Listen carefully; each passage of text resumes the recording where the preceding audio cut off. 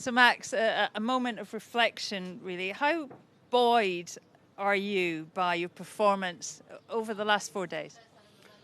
Well, I think the most important thing is the fact we sail in most of the range, big breeze and light and medium, which was key for us to understand where we were performing well compared to the rest of the fleet. And so I think we get a pretty good data and information from the other boat and from our boat. So from tomorrow, actually half an hour ago, we already start our debrief post regatta, and we're gonna go through a few processes to see where we have to improve and where we feel stronger compared to the rest of the fleet, and we just keep going.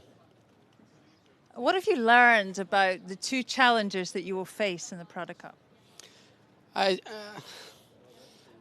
I think for sure the key would have an edge, upwind, especially after a certain wind range. They're pretty quick. They're able to molding quite well over 13, 14 knots of true wind speed. The American, they sail pretty well. They're really well prepared. I think we improved quite a lot every single race. I mean, after the first day, everyone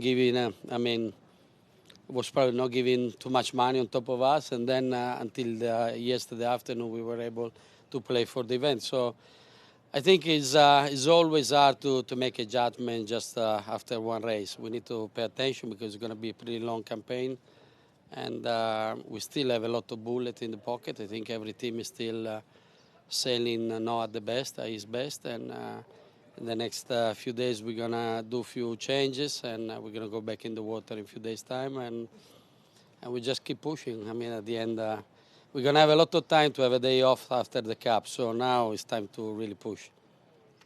Just last question, perhaps a little bit shorter. Just, quantify for us how much of a learning this has been the last 4 days, and how much you can move forward in the 3 weeks to go. A lot. I think, again, racing for the first time and sailing close to the other boat for the first time is huge. I mean, we sail on the dark in the last 2 years, 2 years and a half.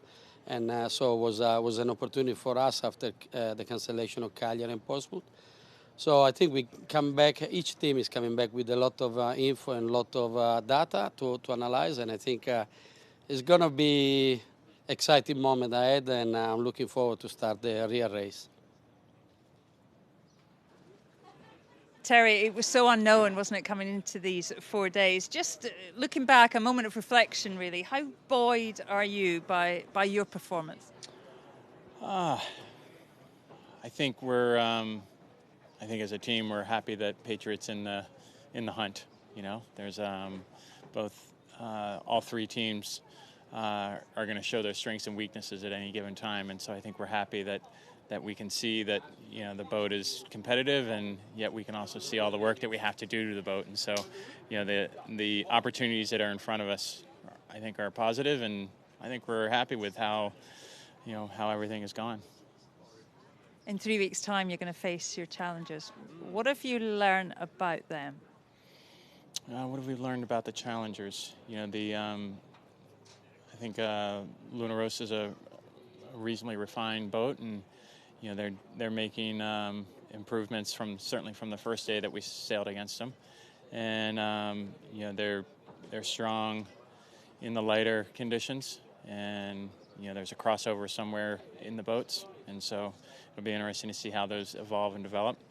Ineos, I know Ben and the guys have been copping it probably a little bit too unfairly, and I think when we look at their boat, we see a boat that's really nice, and we know that they're a great team and great sailors. And so when it all comes together, it's going to be a formidable team, and it is a formidable team already. It's just the growing pains of the boat. And so with the Defender, it's about what you would expect. I mean, it's a pretty nice package, and they don't really show a lot of weaknesses. And so, I think of the three challengers, whoever gets to them is going to have their hands full. Just in a sort of slightly shorter answer, Terry. There's 3 weeks. 3 weeks. 3 weeks left to go until we see you back on the racetrack. In this world, in America's Cup world, what kind of level of gains can we expect? I'm expecting big gains out of Patriot. And I'm probably not going to quantify it with seconds around a race course, but I know standing here that we have some great things happening to the boat, and we'll be out tomorrow learning about those things that we've already done. And so, I'm expecting time on the water and just continued development of our sails and continued refinement of Patriot as a whole package, aerodynamically and hydrodynamically to improve her performance in 3 weeks' time, and in 6 weeks, and in 12 weeks. Thank you. Pete, how encouraged is the whole team by your performance over the last 4 days? Yeah, well, I think this has been the first chance we've got to line up against other AC75s, and it's been the same for all the other teams. And I think for us as a team, we're really happy with where we've checked in. We've been definitely learning a lot over these races, and not just from our own performances, but from watching the other guys race. And it felt like today we were sailing a lot better than we did yesterday in that lighter air. And it's definitely a bit of a shame that we didn't manage to get any racing in, but none the same. It was quite nice to have half a race to try and learn some more. You leave the Challengers now for the next 2.5 months. How much of a worry is that, not being able to check and no reality checks? Yeah, well, they don't get to check in against us either, and it's something that I think after these 4 days of racing, we now come away with it with a whole range of things we really want to work on, and we really get a good sense of what to prioritise and what to work on over the next few months. And that's something that really excites us by the challenge of really trying to take that next step with performance on this boat. Ben, a lot of people have been very impressed with how you've handled this pretty difficult time. How much drive is there in this team to put a competitive boat on the racetrack when the Challenger Series gets underway? Of course there is. We're all competitive people. We're racing right at the highest level of yacht racing, the America's Cup, and we want to be up there competing and being in with a shout to win. That's why we're here competing, as all of these other teams are. You don't really go into the America's Cup 3 or 4 years of non-stop total commitment unless you think you can win it, or you're there to try and win it. And clearly we've been struggling, but I'm so impressed with the team, how they've responded to this challenge, working incredibly hard to find the solutions to get us to speed that we can be in there in races and be competitive. Just give us a glimpse into the next 3 weeks at Timinas. It's going to be a busy week, or busy couple of weeks.